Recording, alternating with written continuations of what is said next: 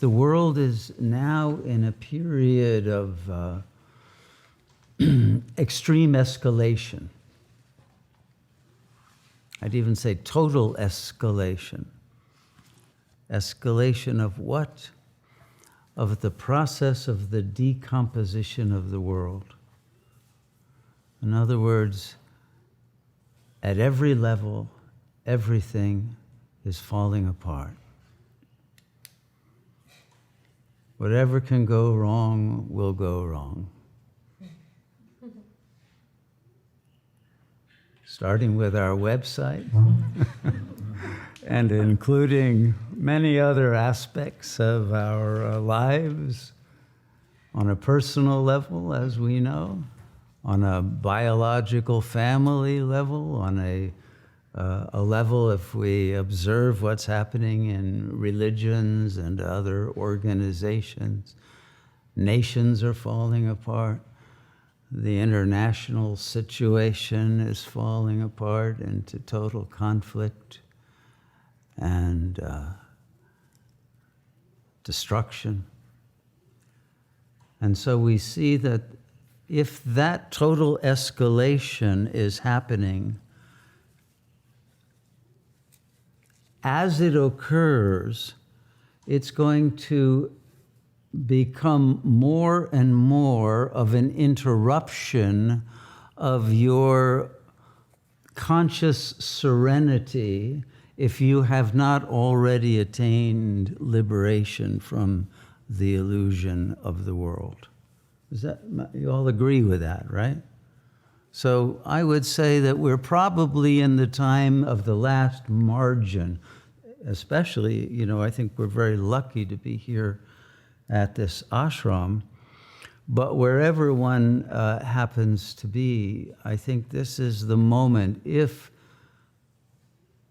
God realization has not yet been established as your constant state, then as the illusory time moves closer to the omega point, it will become more and more difficult to feel the luxury of being able to detach from those events, both external and, of course, the internal self-attacking elements of the ego consciousness that will erupt with ever greater venom, let's say, and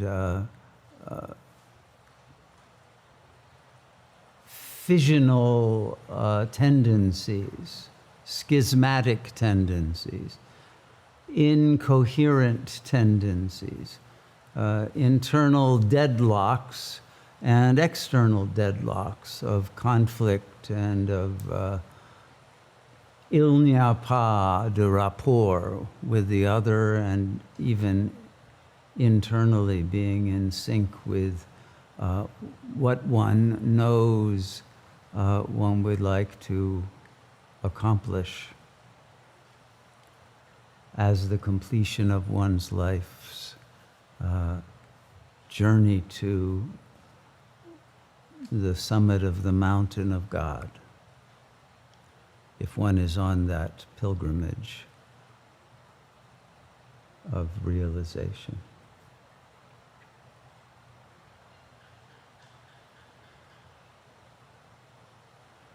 And thus, it is important, I think, to continue to have reminders of the urgency and determination if there is still a sense of a separate ego, of letting all of its baggage drop away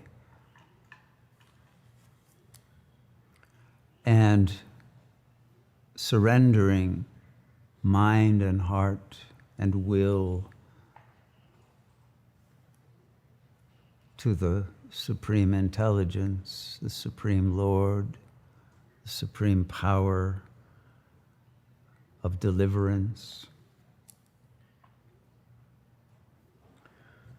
So one way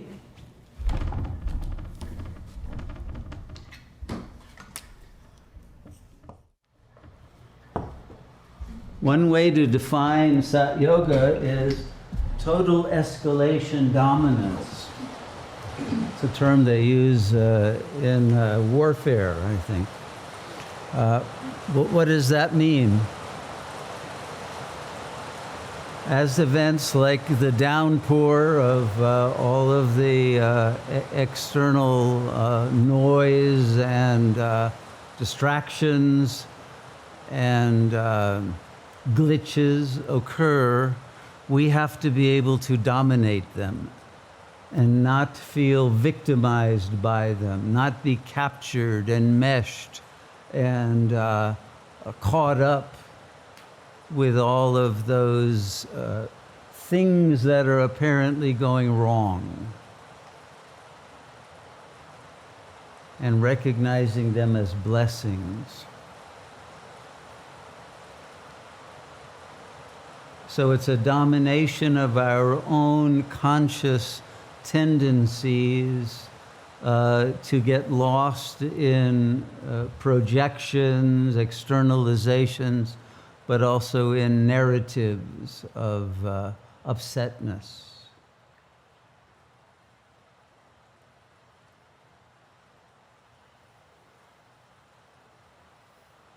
And in order to accomplish that, we have to be in a state of tapas, right? What is tapas? Who has a definition of tapas? Anyone know it? It's a yogic term. Someone must know it. Yes, Karuna knows it. The fire of sadhana?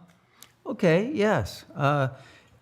If you are in a state of very intense meditation, it will feel like you are literally sitting in the sacrificial fire and your sanskaras are burning away.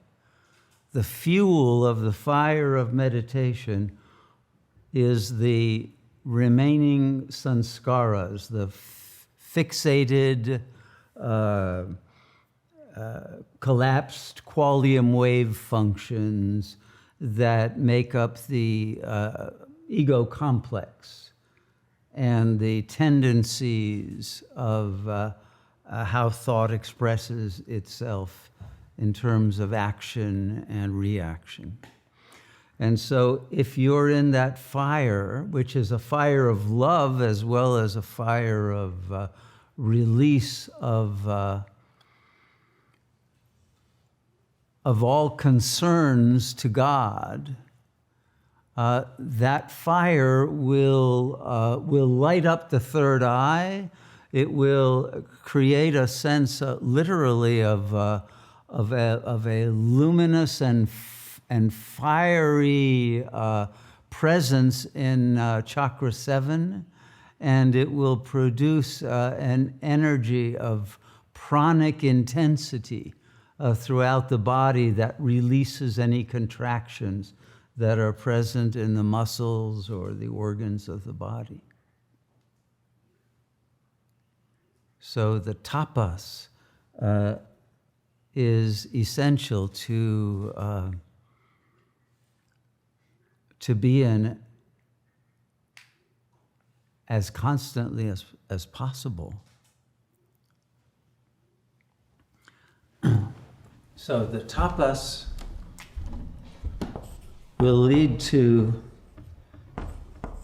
ecstasy when all the tendencies to think have been burned away. And then you will reach the state of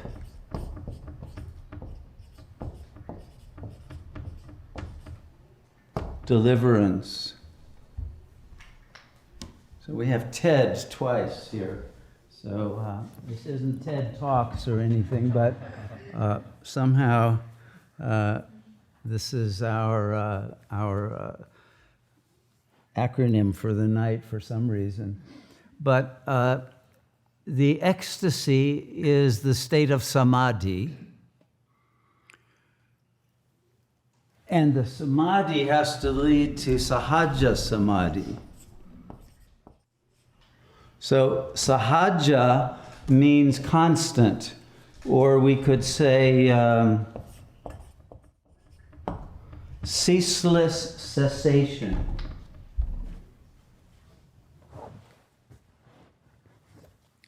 Ceaseless cessation. Cessation being nirodha, right? The chitta vritti nirodha, that is the first teaching of the Yoga Sutras, but every spiritual path teaches that phase one is the stillness, the cessation of thoughts. But then that cessation must be ceaseless. There can't be a fall back into mental chatter. And once that is achieved, the state of ecstasy, the state of being filled with God's love and the bliss of that love will also be ceaseless. And then one will perceive the perfection of everything, and you'll realize nothing is going wrong.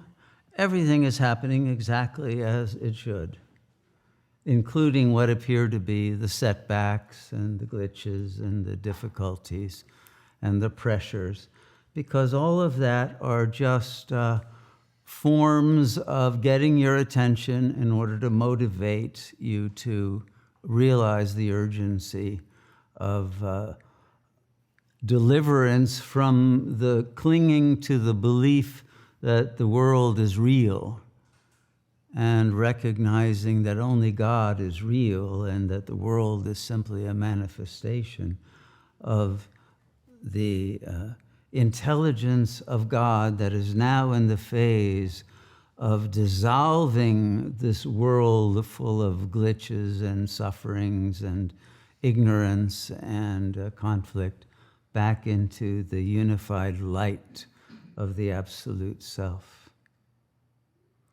And that we are here for only one reason within this theodrama. Once you have become a yogi and you have realized your goal is to disidentify from the character you've been playing, then the ego complex that was the result of the desires and demands of the other, of the family system in childhood and the social system, is burned away completely. That's the first ego death.